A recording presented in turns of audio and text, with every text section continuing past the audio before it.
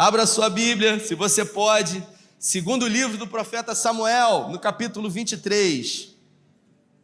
Ele vai acender as luzes aí para você enxergar. Segundo livro do profeta Samuel, no capítulo 23, isso, versículo 11. O tema da nossa conversa de hoje é: lute pelo que é seu. Diga para quem está do seu lado, me ajude a pregar, por favor. Lute pelo que é seu. Diga. Lute pelo que é seu. Será que você tem lutado? Lute pelo que é seu, pastor Mauro. Lute pelo que é seu. Isso.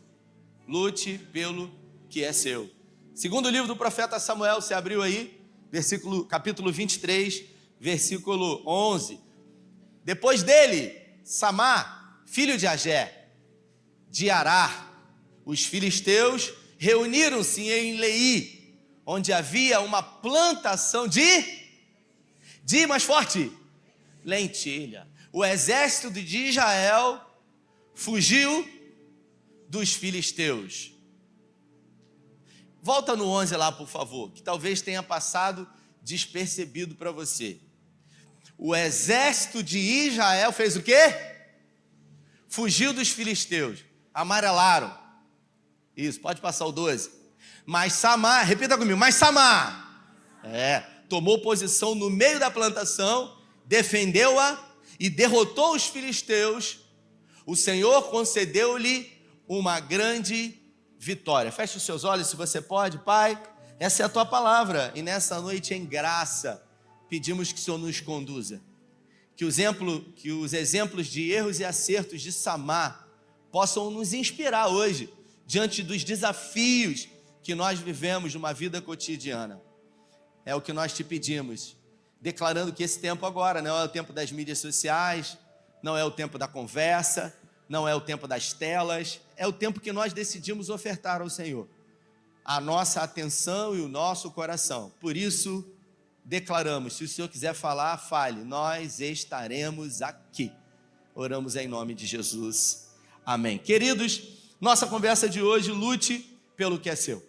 Eu não sei você, mas eu confesso, pastor Jorge, que no dia em que eu estiver no céu, eu vou querer muito depois dar um abraço em Jesus, de conhecer algumas pessoas.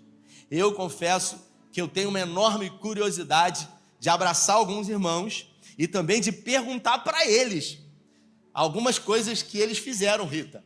Alguns feitos extraordinários que eles conseguiram realizar na força do Senhor. E uma das pessoas que, com certeza, ao chegar no céu, eu quero ter a oportunidade de abraçar e perguntar: como é que você fez isso? É esse homem chamado Samá. Eu não sei se você sabe, Marlon, mas Samá é um dos 30 valentes de Davi. Davi começou o seu exército com um pouco mais de 400 homens nas cadeias perto ali de Adulão, que haviam algumas cavernas. Especificamente havia uma caverna chamada a Caverna de Adulão, João, mas toda aquela região ali se configurava na região de Adulão.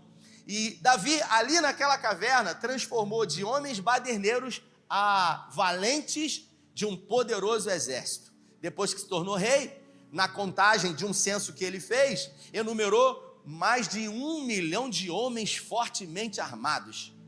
Mas dentro desses 1 milhão de homens, ou quase 1 milhão, se não me falha a memória, nós temos a história contada dos feitos dos valentes de Davi.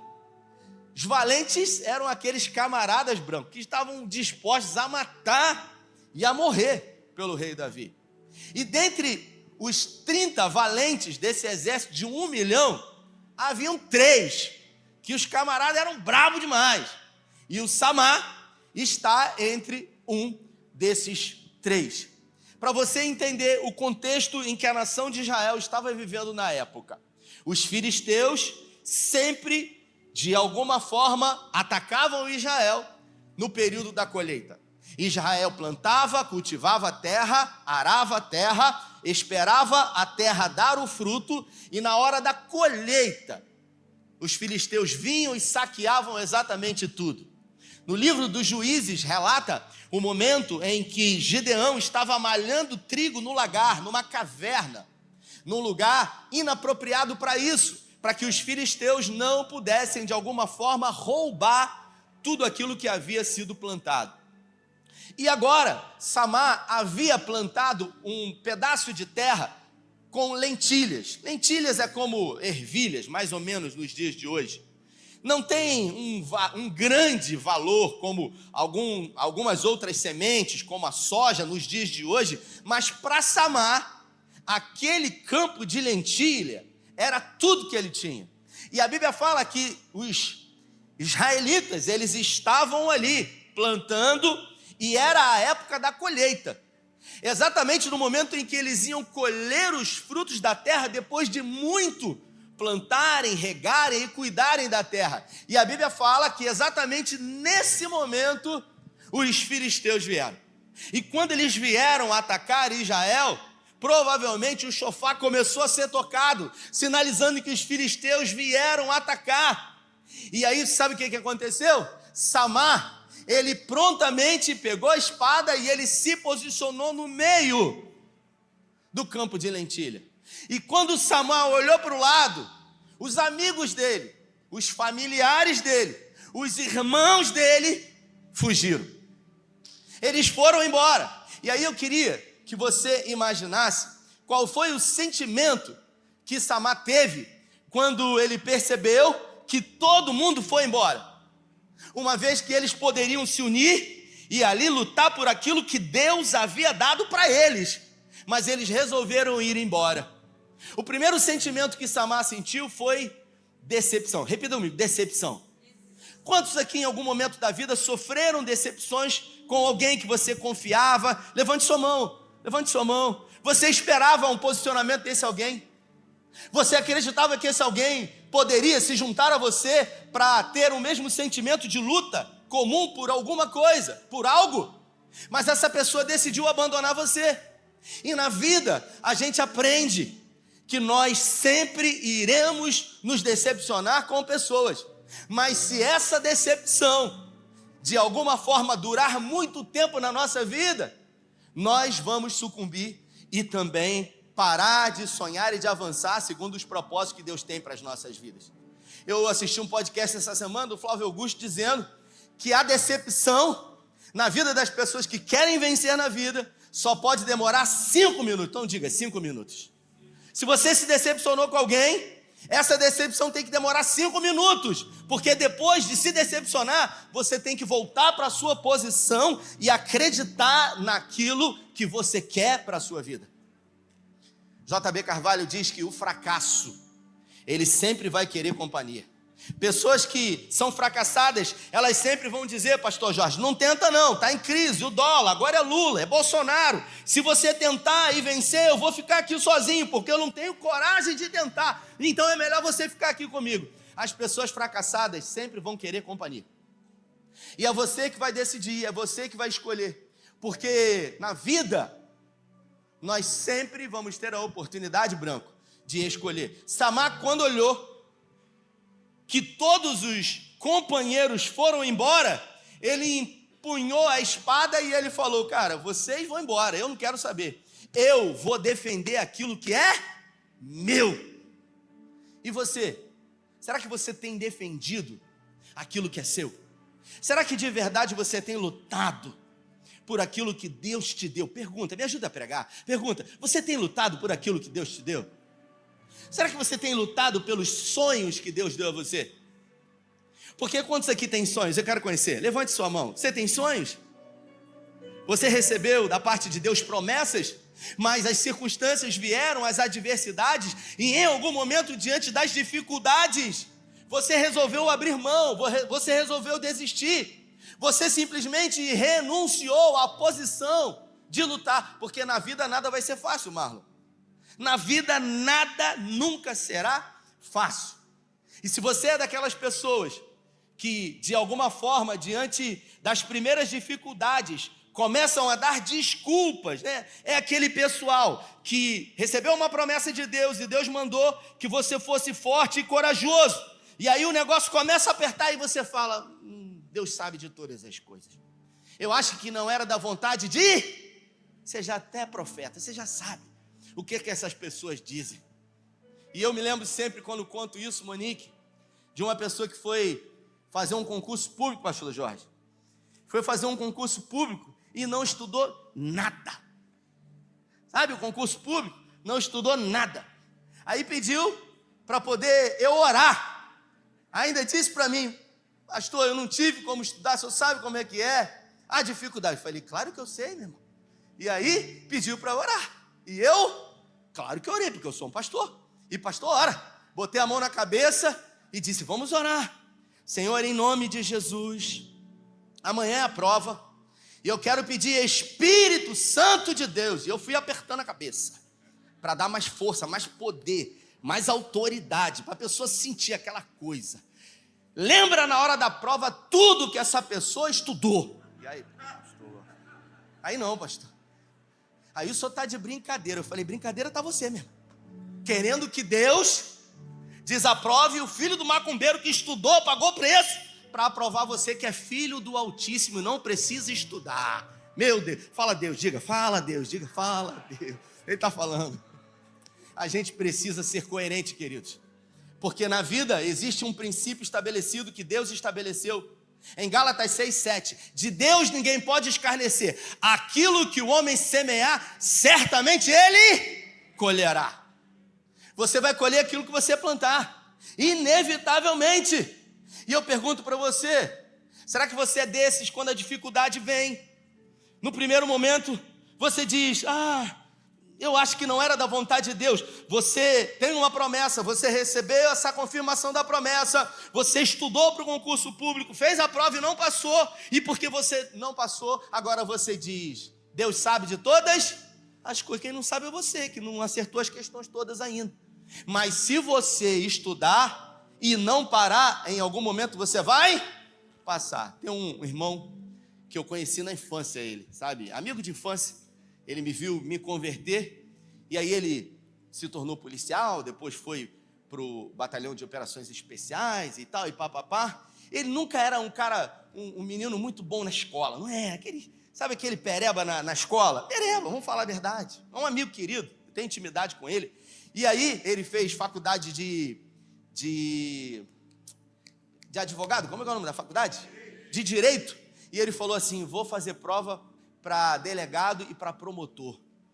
Eu confesso que quando ele falou isso, eu falei, rapaz, isso era um pereba, mas eu sou pastor, tenho que manter a postura. Não, Deus é contigo, meu irmão, falei para ele.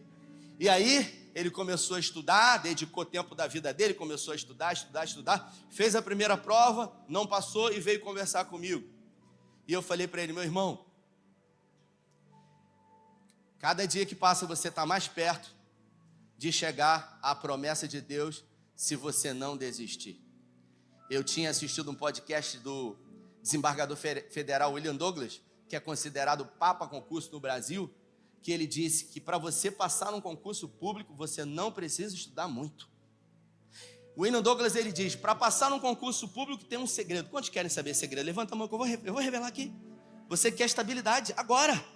Você pode gravar aí, pega o telefone se você quiser. O William Douglas disse, pastor Cláudio, para você passar num concurso público, você só precisa estudar até você passar. Depois que você passar, você não precisa estudar mais. Então não precisa estudar muito. Só precisa estudar até passar. E eu disse isso para aquele irmão. E eu falei para ele, você só precisa estudar até você passar. Aí ele falou, é só até passar? Só até passar. Ele fez a primeira prova, fez a segunda prova, e eu dizia para ele, se você não desistir, mais cedo ou mais tarde você vai passar. Porque quem faz a sua parte todos os dias, mais cedo ou mais tarde, vai se encontrar com a sorte. Diga, você vai se encontrar com a sorte. Eu sou vascaíno, glória a Deus por isso. Um dia um irmão me perguntou, pastor, tem alguma coisa na vida? Você tem se arrependido? Eu falei, deixa isso para lá mesmo, deixa isso. Meu filho é flamenguista. E eu me lembro de um campeonato que o Zico ganhou em cima do Vasco. O Zico, no Maracanã, Vasco e Flamengo. O Zico fez um gol aos 48 do segundo tempo. E foi aquele gol de falta que ele colocou a bola na gaveta e deu o título para o Flamengo. Os repórteres alvoroçados do lado de fora, quando terminou a partida, todo mundo foi em cima do Zico, e um repórter botou o microfone na boca dele e falou: Zico, como é que você se sente sendo um homem de sorte, aos 48 do segundo tempo, marcando um gol e dando título ao seu time do coração? O Zico disse: quanto mais eu treino, mais sorte eu tenho. Então diga para quem está do seu lado: quanto mais você treinar, mais sorte você vai ter. Sabe por quê, querido? Porque a gente nunca vai ser bom, né, Marlon? Naquilo que a gente faz. Você nunca vai ser bom no que você faz pouco. Você lê pouco a Bíblia, você nunca vai ser bom de Bíblia. Você tem pouco tempo de oração, você nunca vai ser bom de oração. Você não dedica tempo de devocional com o Senhor, você nunca vai ter intimidade com Ele, porque a gente nunca vai ser bom naquilo que a gente faz pouco. E a Bíblia fala que Samar, ele decidiu lutar por aquilo que ele acreditava. E ele lutou até o fim. E não valia muito, quem sabe, aquele campo de lentilhas para mim e para você. Mas ele disse: isso aqui é meu e eu não vou abrir mão. E será que você tem aberto mão daquilo que Deus te deu? Da sua família? O seu casamento está em crise. E aí, de repente, não tem mais diálogo, a vida sexual ela começa a ficar oscilante, e aí o orgulho entra, e aí você simplesmente fala: eu não preciso disso. Você simplesmente sai da posição, como toda a nação de Israel fugiu, e você simplesmente se coloca à inércia, e decide não mais lutar por aquilo que Deus te deu. Eu sempre digo que numa relação em crise, Deus começa pela parte mais sensível. Semana recebi uma pessoa que pediu ajuda numa crise familiar, e essa pessoa disse para mim: pastor, eu queria tanto que Deus trabalhasse na minha família. Eu falei: opa, você deixa agora para Ele, porque o Espírito Santo trabalha com a parte mais sensível. E eu falei: você sabe qual é a parte mais sensível? Eu quero saber. É você. Mas por que eu? Porque você pediu ajuda, você veio aqui. Então ele vai começar através da sua vida. Então, se você veio aqui hoje, é com você que o Espírito Santo vai começar. Eu profetizo. É através da sua vida, tirando toda a vaidade, todo o orgulho, toda a altivez, e colocando um sentimento de humildade, para que você possa se colocar na posição e lutar por aquilo que Ele te deu. Samar não se tornou um valente de Davi à toa. Ele simplesmente se tornou um valente porque quando todo mundo foi embora, ele disse: eu não sou todo mundo. É aquilo que mamãe dizia para mim quando eu era garoto, que eu queria fazer algumas coisas que todo mundo, os meus amigos queriam. E ela me chamava, pastor Jorge, e ela falava assim: vem aqui. Eu fui criado, por ela. Minha mãe foi embora, eu tinha 8 meses, então eu fui adotado por ela. E ela me chamou: vem aqui. Ela era uma nordestina braba. E aí eu chegava perto dela, ela falava assim: como que é teu nome? Por que ela está perguntando meu nome? Ela sabe meu nome. E aí eu falava: Rafael. Ainda bem que você sabe que você não é todo mundo. Ela falava assim: todo mundo vai, mas você não é todo mundo. Então diga para quem está do seu lado: você não é todo mundo. Não é porque todo mundo fugiu, abriu mão, que você vai fugir, que você vai abrir mão, que você vai deixar de lutar por aquilo que Deus te deu. Então, não abra mão da fé que você tem em Cristo Jesus. Não permita que pessoas agoureiras, que não conquistaram nada, que não lutaram por nada, influenciem você a fazer você desistir daquilo que Deus te deu. Porque se Deus deu a você, é porque Ele deu também condições no nome dEle para que você vença toda e qualquer dificuldade no nome dEle. Rafael, mas eu estou sozinho. Você pode estar sozinho e sozinha, mas se você estiver com Deus, você sempre será a maioria. Uns confiam em carros, outros em cavalos. Em quem você decide confiar? Pergunta para quem está do seu lado: você confia em quem? Você está confiando em quem? Você está confiando em algum político? Você está confiando no gerente do banco? Você está confiando no agiota? Você tem que confiar no Senhor. Paulo, Romanos, no capítulo 8, ele diz: porque se Deus é por nós, quem? Se Deus é por você, quem vai ser contra você? Você pode estar sozinho, mas se o Senhor estiver contigo, a Bíblia fala: Davi, ele era franzino, ruivo, de boa aparência, de gentil aspecto, sabia tocar harpa, era um guerreiro valente, vírgula. E o Senhor era com... O segredo de Davi não era o jeito que ele tocava a harpa, era que o Senhor era com ele. Deus sempre trabalha em parceria. E Deus, sempre trabalhando em parceria, nos chama para fazer parte daquilo que Ele vai fazer. Deus vai fazer. Repita comigo. Deus sempre faz. A questão é, você vai fazer parte daquilo que Ele vai fazer? Porque Ele sempre faz. Ele sempre faz. Ele fez ontem, Ele faz hoje e Ele vai fazer amanhã. Quando Ele chama Josué, pensa num cara medroso. Josué era medroso. Ele é medroso, cara medroso. Cara medroso. E aí, Deus falou com Moisés. Moisés, estou vendo esse menino aí, seu ajudante, ó, ele tem caráter. Mas ele é muito medroso.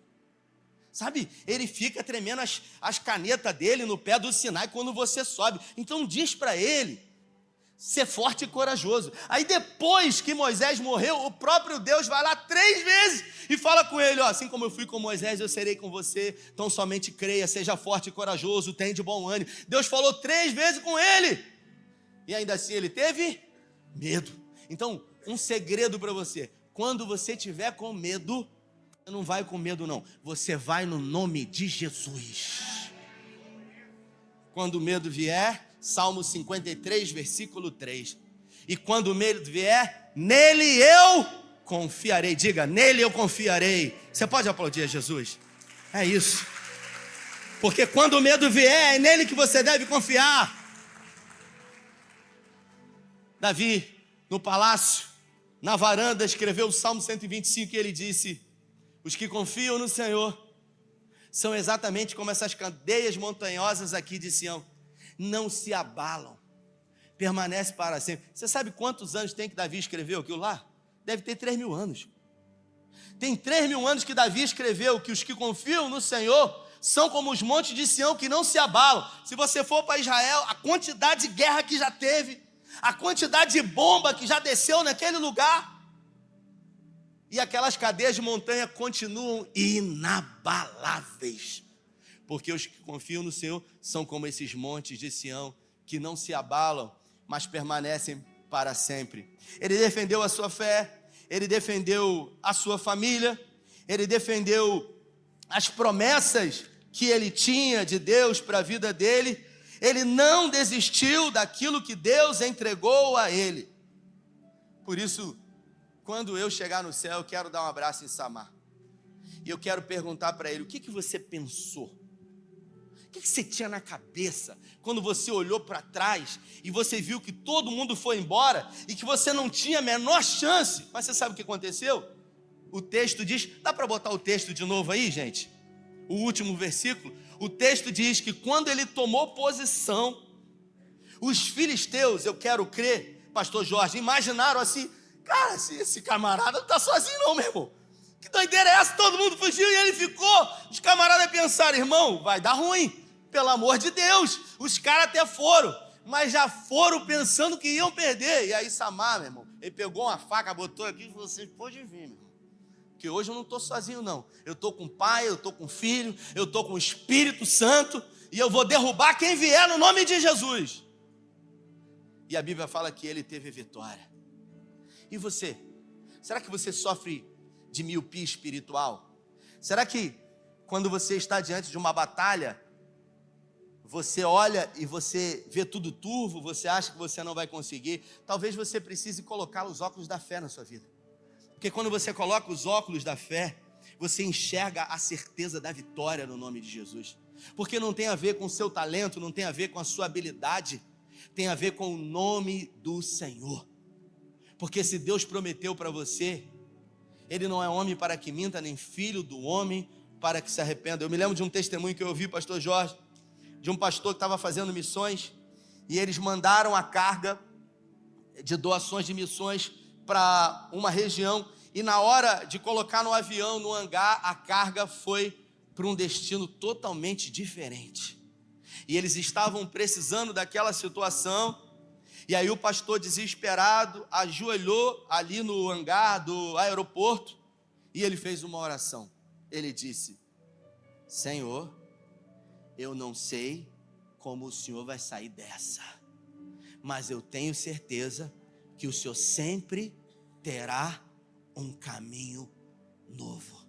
Você sabe que depois que eu vi esse testemunho em alguns momentos da minha vida, que eu vi que eu não tinha saída, que eu achava que eu não tinha solução, eu dobrei o meu joelho e eu coloquei diante de Deus falando: a igreja é tua, não é minha, as ovelhas são tuas, não são minhas, a impossibilidade está diante de nós, mas eu quero dizer que os feitos do Senhor do passado revelam que o Senhor pode fazer infinitamente mais hoje. Os meus olhos não conseguem ver, mas eu tenho absoluta certeza de que o Senhor sempre terá um caminho novo. O profeta Naum, no capítulo 1, diz que os caminhos do Senhor são no meio da tempestade e tormenta. Um Deus que não precisa de caminhos e constrói os seus próprios caminhos.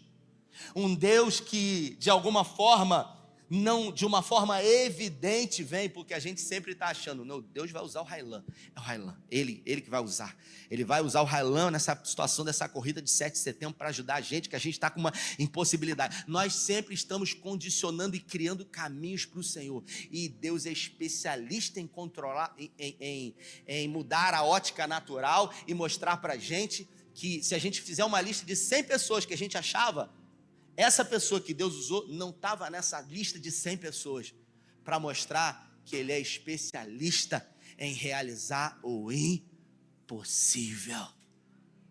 Estava assistindo um podcast, o camarada ali falou assim: olha, eu tenho um sócio que ele é especialista em uma área e eu sou especialista em outra. Aí ele falou: eu sou especialista em gestão. Aí o cara perguntou: e o seu sócio é especialista em quê? Meu sócio é especialista em fazer o impossível. Ele falou: como assim? É Deus. Então, toda vez que tem uma impossibilidade, eu chamo ele entra na situação e ele reverte o quadro. Quem tem o Senhor como sócio nessa terra aqui?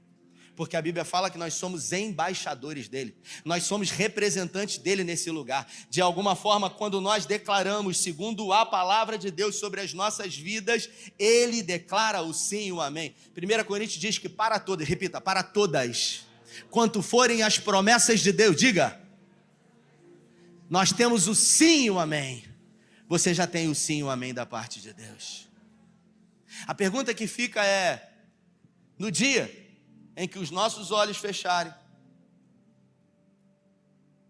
além de, pastor Jorge, buscar algumas pessoas para perguntar, porque assim, vamos falar a verdade, só a gente aqui, só a gente. Tem gente que quando for para a glória, tá doido para pegar Adão e dar uns tapas nele, porque por causa de você eu tive que trabalhar, porque a Bíblia fala que por causa do pecado de Adão, do suor do seu rosto comerá o teu, então a culpa é de Adão. Tem gente que está doido para lixar Adão quando chegar lá em cima. Mas será que você não tem realmente o desejo, de alguma forma, de ser procurado por algumas pessoas? Pessoas que vão chegar até você e falar assim: Wallace, cara, como é que você se posicionou diante daquela situação e teve certeza de que o Senhor era com você? Porque já não tinha mais tempo, porque já não tinha mais jeito, porque era impossível e ainda assim você decidiu continuar acreditando.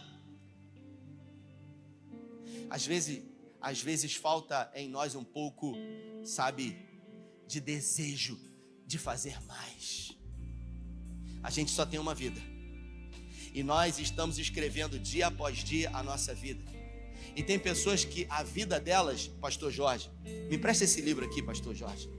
Tem pessoas que a vida delas é um livro chato, que a pessoa pega para ler, dá sono e fala assim: pô, que porcaria de livro, é um livro sem graça. Agora tem vida de pessoas, João, que é uma história de amor, que é uma aventura, e a pessoa quanto mais lê o livro fala assim: uau, que incrível. Pergunta para quem está do seu lado: a sua vida é um livro? E que tipo de livro é a sua vida? Diga. Será que é um livro de ação? Será que é um livro de aventura? Ou será que é um livro chato que ninguém quer ler?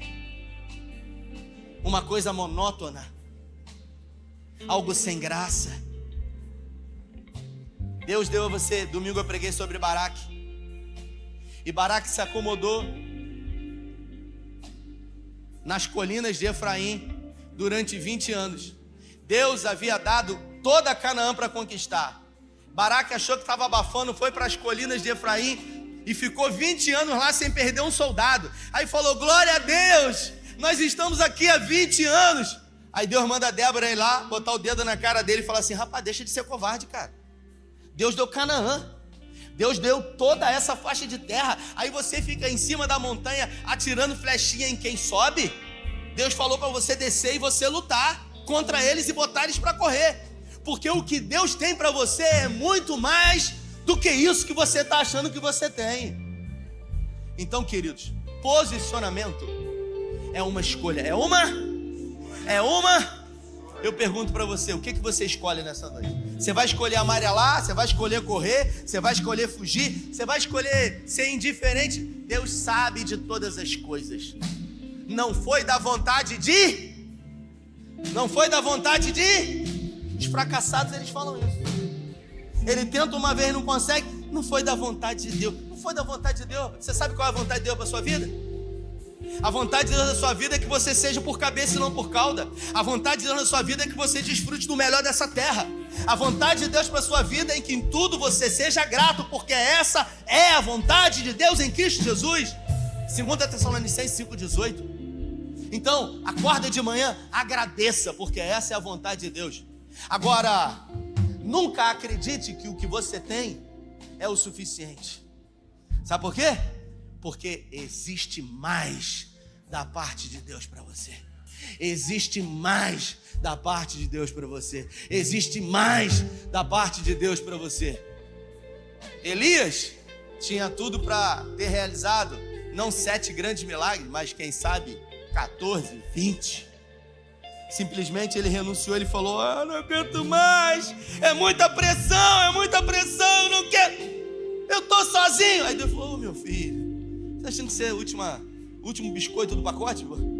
A última Coca-Cola zero que tá aí, pô? Aí ele falou: tem mais 7 mil, cara, que não se dobraram. Ele falou: mas mesmo assim é muito difícil para mim. Aí Deus falou: então tá bom, meu filho, faz o seguinte, você volta, você vai ungir Azael como rei, você vai ungir Jeú e você vai colocar Eliseu no teu lugar. 10 anos depois. Quanto tempo depois? Quanto tempo? 10 anos depois. Ele preparou Eliseu. Aí ele falou: Eliseu, eu estou indo embora, preparei você, eu nem sei se você está pronto, né? Mas então, por esses 10 anos juntos, pode falar o que você quer, que eu vou ver se eu consigo fazer. Eliseu falou assim: eu quero fazer o dobro do que você fez. Você sabe o que é isso? São pessoas que sabem o que querem na vida e lutam por isso. Ele falou: eu quero fazer o dobro do que você fez. O dobro do que eu fiz, mas eu fiz muito. Elias havia feito 7 grandes milagres. Quantos milagres?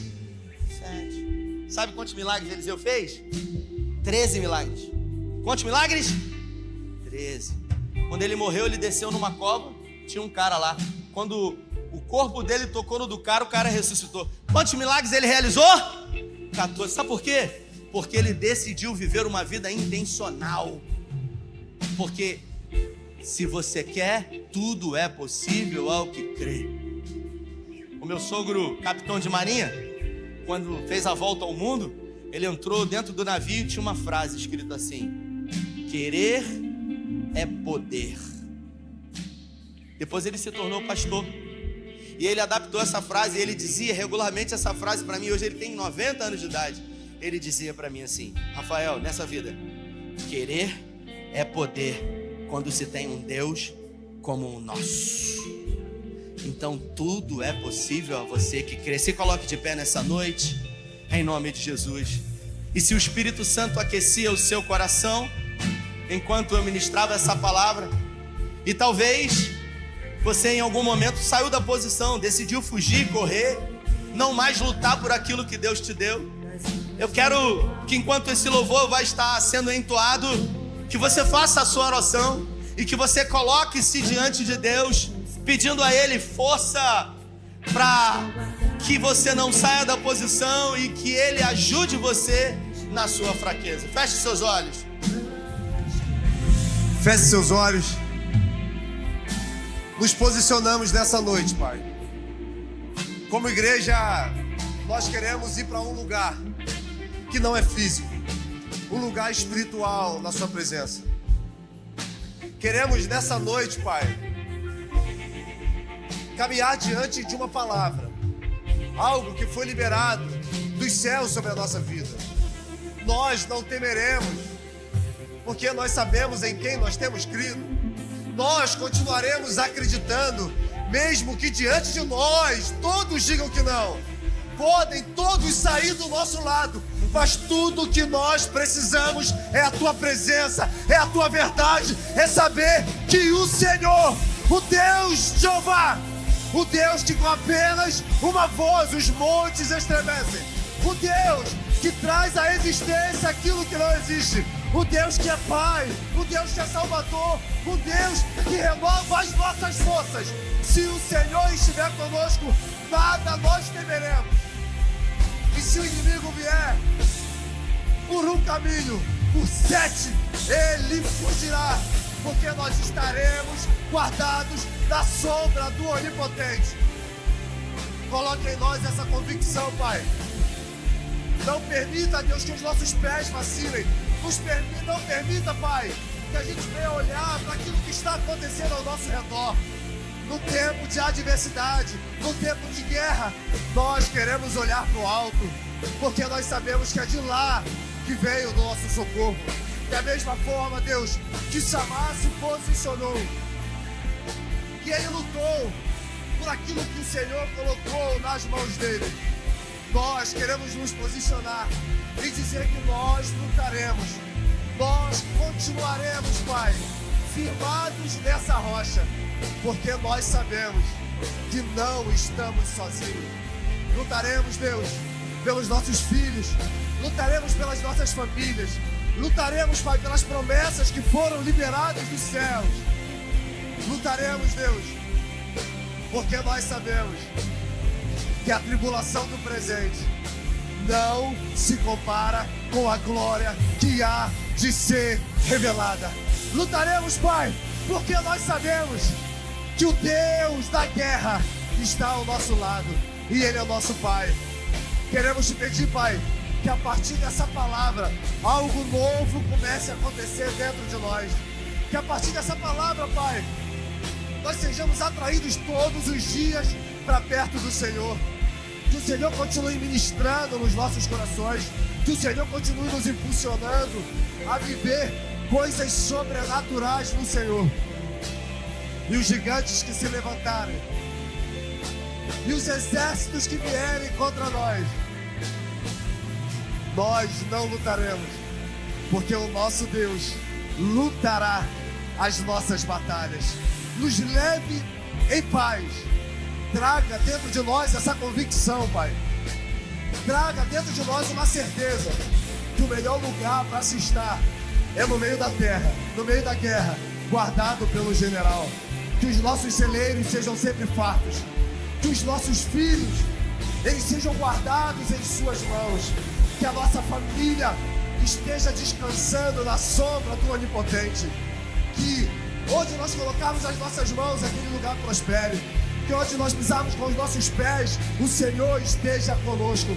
E nós declaramos em nome de Jesus um tempo novo. Nós declaramos em nome de Jesus uma mudança de realidade, uma mudança de quadro. Nós declaramos em nome de Jesus que nem o mal alcançará a nossa tenda, porque nós estamos guardados pelo Senhor. E se nós temos o Senhor, nós temos tudo. De doces consolações do Espírito Santo. Que a sua graça, que é melhor do que qualquer coisa, esteja conosco, com aqueles que aguardam a sua vida, não só hoje, mas para sempre. Aplauda ao Senhor, vá em paz e viva tudo que Ele tem para você, porque nele há novidades de vida todo dia.